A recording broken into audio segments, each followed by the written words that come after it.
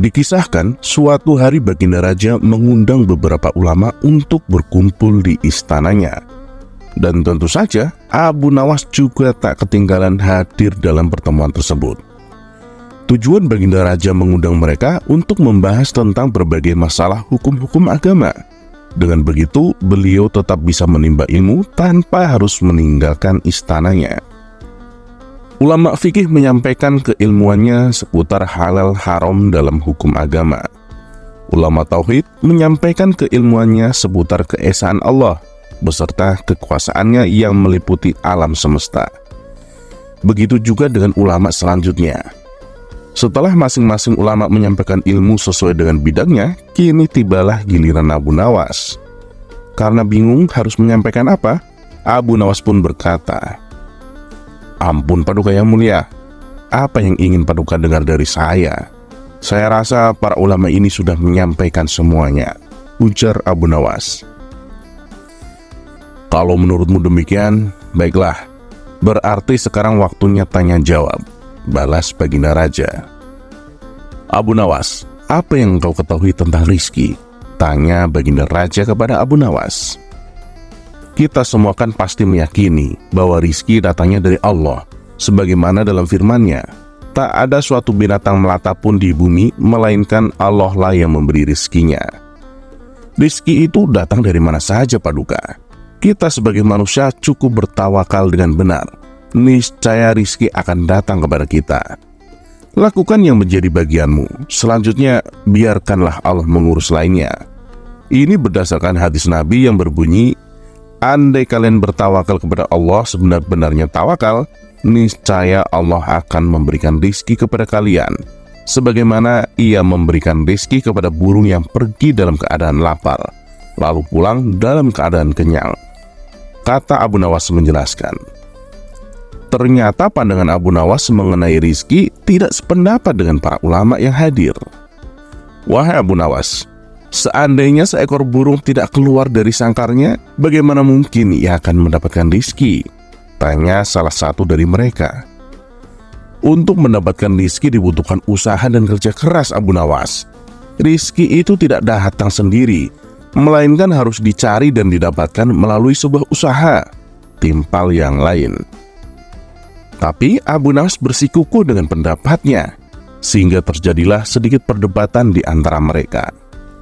Tak ingin debat berkepanjangan, Abu Nawas lalu berkata, "Begini saja, besok kita kumpul lagi di sini dan buktikan pendapat kalian di hadapan Paduka Raja," usul Abu Nawas.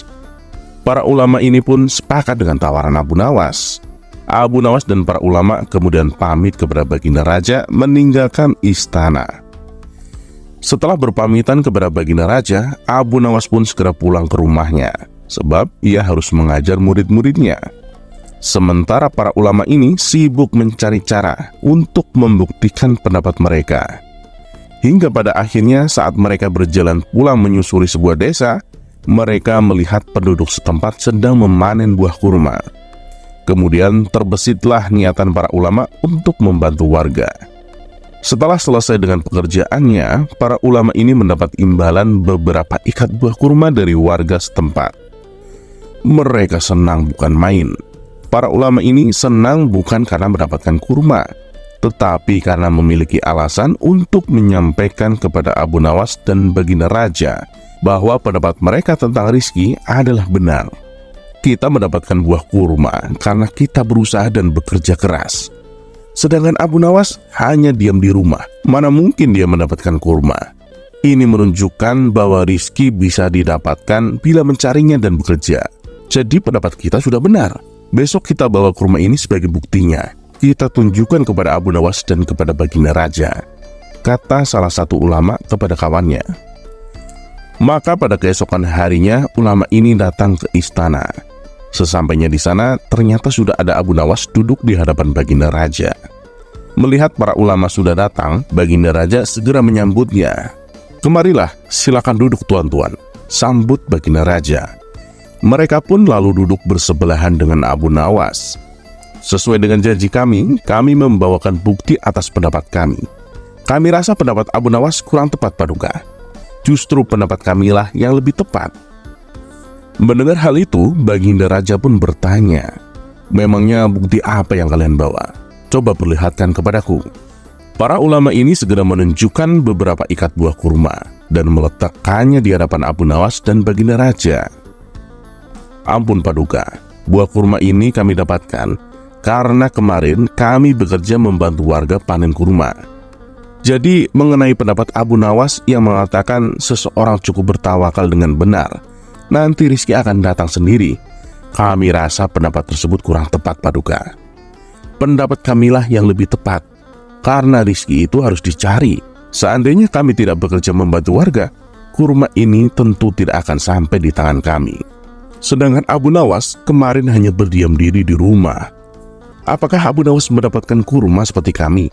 Tentu saja tidak Paduka. Karena kemarin Abu Nawas tidak bekerja."